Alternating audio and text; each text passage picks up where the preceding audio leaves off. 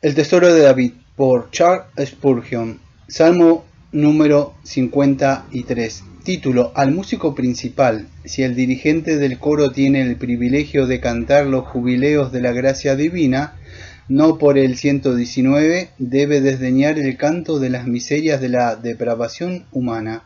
Esta es la segunda vez que se le confía este salmo. Ver el salmo número 14.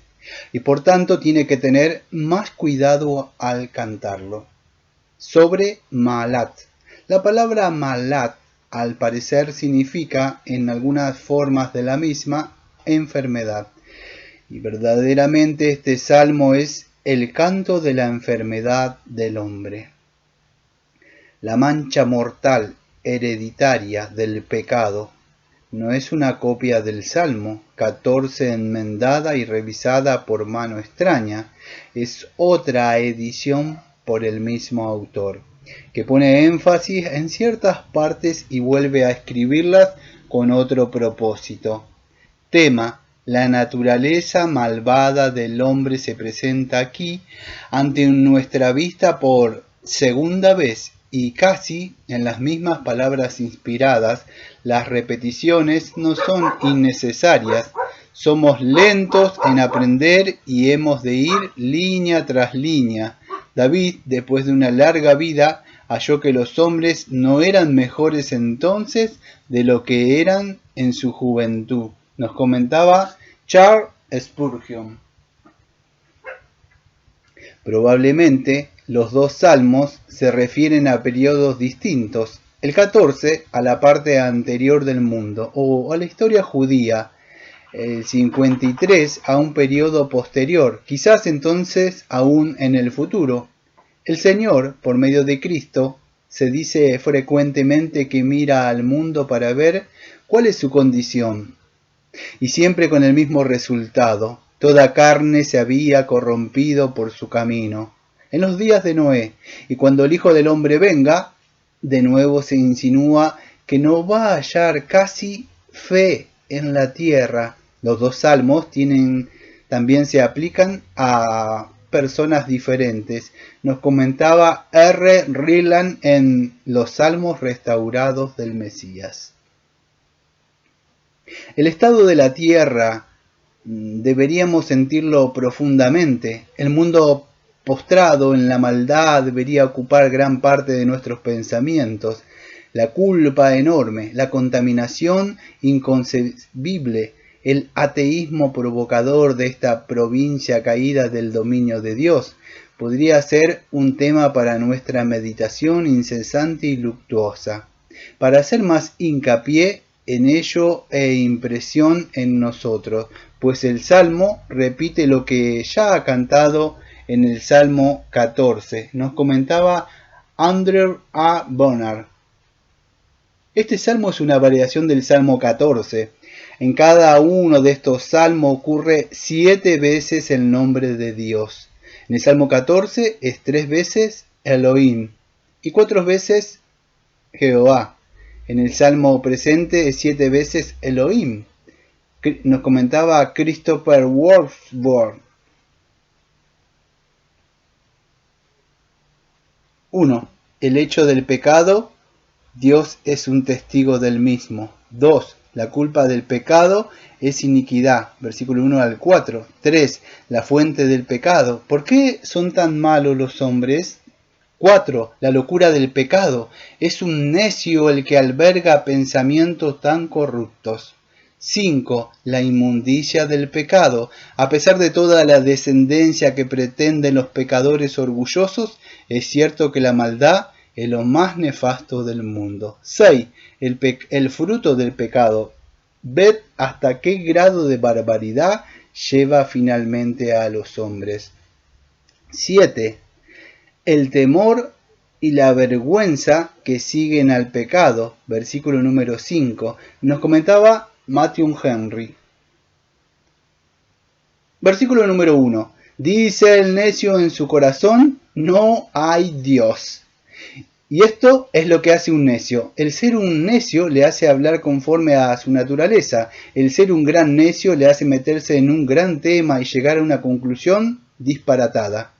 El ateo moral Mentalmente es un necio en el corazón, así como un necio en la cabeza, un necio en lo moral, así como en la filosofía. Con la negación de Dios como punto de partida, podemos llegar a la conclusión de que el proceso del necio es rápido, tumultuoso, ruidoso. El que empieza en la impiedad está listo para todo. Una vez que se ha interpuesto el no hay Dios, significa que no hay ley, ni orden, ni restricción a la concupiscencia, ni límite a la pasión. Nos comentaba Charles Haddon Spurgeon. Es en su corazón que lo dice. Este es el deseo secreto de todo pecho no convertido. Si el pecho de Dios estuviera al alcance de los hombres, lo habrían apuñalado 1.000.000 de veces, en un momento. Cuando Dios se manifestó en la carne, era hermoso. Él no tenía pecado. Él fue por el mundo haciendo bienes sin cesar. Y con todo, le prendieron, le colgaron en un madero, se mofaron de él y le escupieron encima. Y esta es la forma en que los hombres tratarían a Dios si lo tuvieran de nuevo a mano. Aprendamos. Primero, la corrupción espantosa del corazón humano. El nuestro, me atrevo a decir que no hay hombre no convertido presente que tenga la más remota idea de la monstruosa maldad albergada en su pecho. Espera a que llegue al infierno y va a irrumpir sin restricciones. Pero, con todo, permíteme que te diga que tienes un corazón que mataría a Dios si pudiera. Y si el pecho de Dios se hallara a tu alcance y de un golpe pudieras librar al universo de Dios, tu corazón es capaz del acto. Segundo, el asombroso amor de Dios cuando aún éramos enemigos, Cristo murió por nosotros. Nos comentaba Robert Murray Machine. Se han corrompido.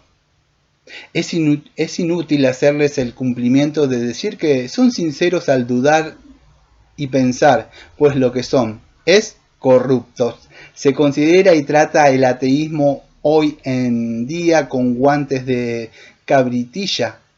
No es un error inofensivo, sino que es un pecado ofensivo, putrefactos, y los justos tendrían que verlo bajo esta luz. Todos los hombres, en cuanto son más o menos ateos en espíritu, son también corruptos en este mismo grado. Su corazón es repulsivo y su naturaleza moral corrupta, nos comentaba Charles Haddon Spurgeon. E hicieron abominable maldad. Si todos los hombres no son exteriormente viciosos, hay que explicarlos por el poder de otros principios mejores. Pero dejados al espíritu del no hay Dios, tan universal en la humanidad, no producirían nada más que actos en extremo detestables. Nos comentaba Charles Haddon Spurgeon. No hay quien haga el bien. El necio típico se reproduce en toda la raza, ni una sola excepción. Los hombres han olvidado el camino recto. Esta acusación se hace 2 veces en el Salmo y la repite por tercera vez el inspirado apóstol Pablo. Y es una acusación solemne y extensa, pero aquel que no puede errar sabe lo que hay en el hombre. No pondrá más a cargo del hombre de lo que puede probar. Nos comentaba Spurgeon. Versículo número 2. Dios desde los cielos miró sobre los hijos de los hombres para ver si había alguno sensato que buscara a Dios. Lo hizo en épocas pasadas y sigue haciéndolo desde su alto observatorio.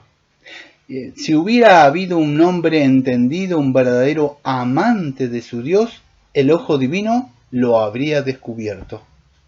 Los paganos puros y los salvajes admirables de que hablan tanto los hombres no son visibles, al parecer, a los ojos del Omnisciente, siendo así que viven solo en el reino de la imaginación.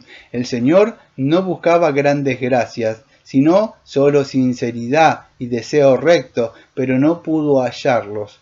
Vio todas las naciones y los hombres de todas las naciones y los corazones de todos los hombres y los movimientos de cada corazón, pero no vio una cabeza clara ni un corazón limpio entre todos ellos. Donde los ojos de Dios no ven un signo favorable, podemos estar seguros de que no hay ninguno. Me comentaba Spurgeon. Versículo número 3. Se habían corrompido en masa. se habían vuelto rancios, han fermentado, como la leche que se vuelve agria, sin valor, nos comentaba Adam Clarke. No hay quien haga lo bueno, no hay quien ni siquiera uno. La raza humana caída, dejada a su propia energía, no ha producido un solo hombre que ame a Dios. O hago lo santo, ni nunca lo habrá. La gracia ha de interponerse, o no se hallará ningún ser humano que siga lo bueno y verdadero. Este es el veredicto de Dios. Después de mirar la raza, ¿quién puede contradecirlo? Nos comentaba Charles Haddon Spurgeon. Los hombres malos no solo son culpables de pecados de comisión, habiendo hecho iniquidades abominables, sino que también son culpables de pecados de omisión. De hecho, nunca han realizado un solo acto santo. Pueden ser morales, decentes, amables e incluso pertenecer a la iglesia, pero no hay ninguno que haga bien ni uno, nos comentaba W. S. Plumer. Versículo número 5. Temblarán de pavor donde no hay nada que espante. David ve el fin de los impíos y el triunfo final de la simiente espiritual. La marcha rebelde y furiosa contra la gracia. Pero súbitamente se apodera de ello un pánico inmotivado. Los que se jactaban impávidos antes ahora tiemblan como hojas de un álamo, asustados de sus propias sombras. En esta cláusula y en este versículo, este salmo difiere mucho del 14. Nos comentaba Spurgeon. He aquí que el infierno tan espantoso es una conciencia herida. Nos comentaba Nicolai Higgins. Versículo número 4. ¿No tienen conocimiento todos los que hacen iniquidad? La conciencia es un medio para frenar y restringir, controlar y reprender la naturaleza corrupta, y la forma creciente de la misma no está en calidad de habitante nativo, sino como una guarnición plantada en una ciudad rebelde por el gran gobernador del mundo, para mantener la rebelión de sus habitantes dentro de límites, pues de otro modo estallaría en una indescriptible confusión. Nos comentaba Thomas Godwin, que devoran a mi pueblo como si comiesen pan. No tienen conciencia ni escrúpulos. El obrar mal es para ellos tan común como el comer un bocado de pan. Versículo número 5. Temblarán de pavor donde no hay nada que espante. David ve el fin de los impíos y el triunfo final de la simiente espiritual. La marcha rebelde y furiosa contra la gracia, pero súbitamente se apodera de ellos un pánico inmotivado. Los que se jactaban impávidos antes, ahora tiemblan como las hojas de un álamo, asustados de sus propias sombras. En esta cláusula y en este versículo, este salmo difiere mucho del 14. Nos comentaba Charles Haddon Spurgeon. He aquí que el infierno tan espantoso es una conciencia herida, nos decía Nicolai Higgins.